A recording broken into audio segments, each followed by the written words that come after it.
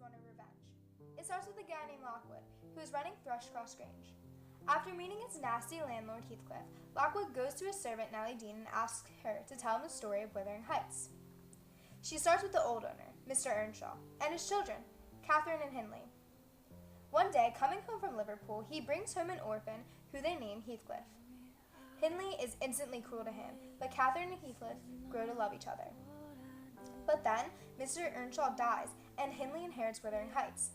He makes Heathcliff a servant, but Catherine remains close, until one night when they sneak over to Thrushcross Grange, where she is bitten by a dog and is forced to stay at the manor to recover. There, Catherine falls for Edgar Linton, the son of the owners of Thrushcross Grange. During this time, Hindley's wife dies, giving birth to their son, Hareton. Always drunk and angry, Hindley's more abusive to Heathcliff, and with the news of Catherine and Edgar's love and impending wedding, Heathcliff leaves and doesn't return for 3 years. Actually, he returns the day of their wedding. When he returns, he wants nothing more than to seek revenge on all that have wronged him. First with Hindley, by driving him deeper into debt by lending him money for his gambling problems. Where is he getting this money? No one knows. Heathcliff comes back with a mysterious fortune. When Hindley dies, Heathcliff takes over the manor and places himself in line to inherit Thrushcross Grange by marrying Isabel Linton, Edgar's sister. Then Catherine becomes ill, gives birth to her daughter, named Catherine, and dies.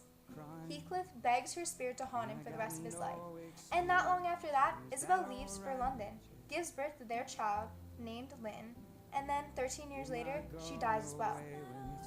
Linton goes to live with his father at Wuthering Heights, and young Catherine grows up at the Grange with no knowledge of either of them.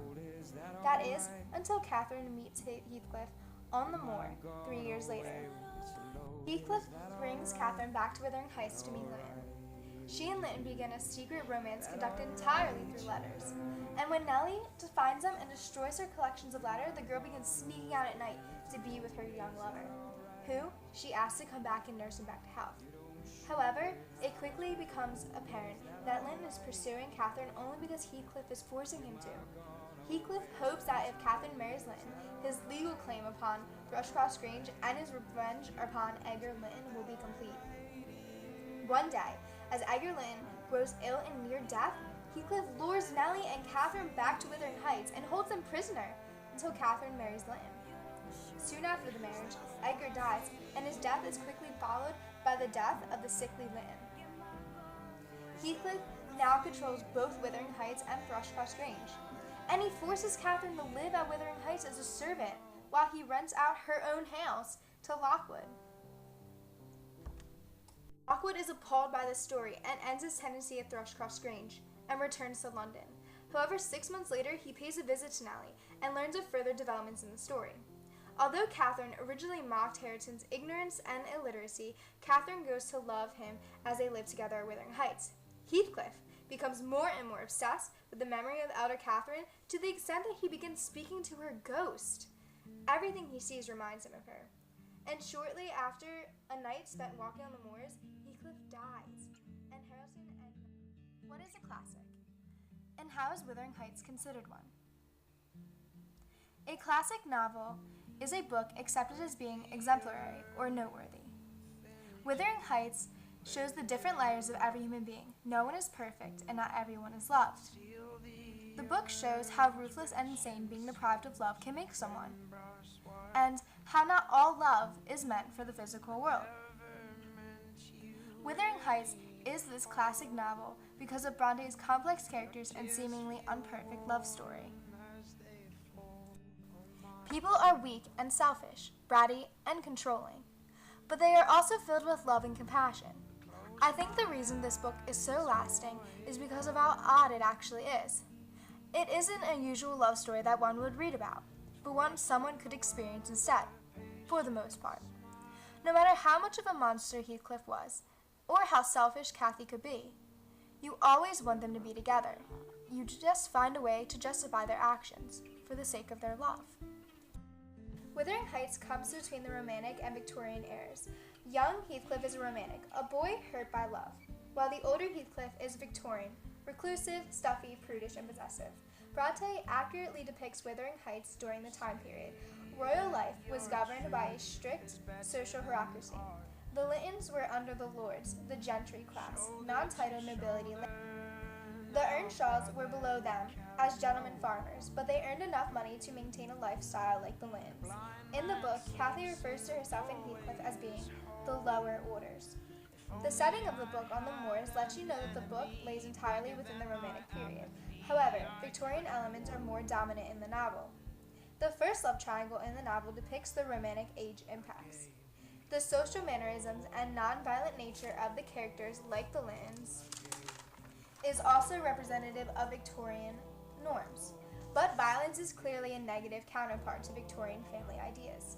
The second love triangle exemplifies the Victorian era, the consciousness of women's rights and the sense of social responsibility in proper manners are aspects. There are 17 films of Wuthering Heights out, and I have chosen the 1996 Masterpiece Theater production version. This film is a good rendering of the book with some slight differences. For one, the character of Heathcliff is not as brooding or angry as he should be, nor does he fit the character description of being a dark-skinned gypsy. The movie portrays him as a softer man, when in reality he was a revenge-driven monster. Another difference was the character of Lockwood. In the book, Lockwood is the narrator, telling the reader the story through his journal. The movie completely cuts out this character and uses flashbacks to progress the story along. Also, the characters in the movie seem to be stuck at the age of 30 the whole time. To explain, in the story, Edgar and Catherine are engaged at 15, and Catherine is dead by the age of 19. The characters in this book are all children for most of it, yet the actors in the movie are clearly an inappropriate age. The movie, however, does follow the storyline very well, except for the over-affection of Catherine and Heathcliff. There was little to no affection in the book between the two. They were soulmates, but not lovers. Other than a few differences, the movie gets the story across.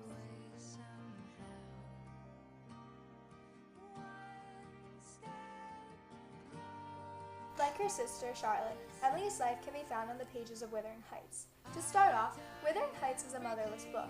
All the mothers die first, as the children are still very young or just born. This stems from the fact that her mother died when Emily was very young, as well as her two older sisters. A lot of Emily's life experiences are loosely based in the story and in her characters. For instance, like Catherine, Emily too was bitten by a dog. And even though she was never very much into religion either, her aunt, on the other hand, was a fanatic. And it is said that Emily based the character of the servant Joseph off of her, while Hindley was based off of her brother, Branwell. Like Hindley, Branwell fell into a life of alcoholism. Weathering of Wuthering Heights is based around Emily's home of Haworth and the moors that surround the place, just like Wuthering Heights. Emily was a painfully shy, isolated girl. How she wrote one of the most notable novels ever shows how wonderful she really was. Wuthering Heights is more than this odd love story. It brings to life the inner beings in humans everyone tries to hide. It shows us all that love is a painful emotion, one that can drive anyone to do just about anything.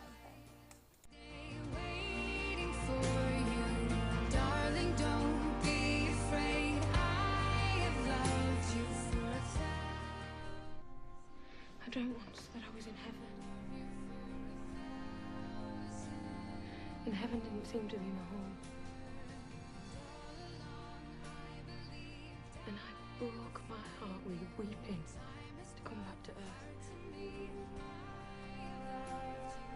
And the angels, they were so angry with me that they flung me out into the middle of the heath on top of Wuthering Heights.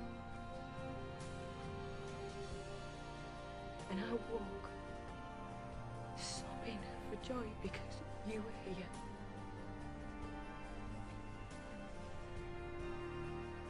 We cannot escape each other.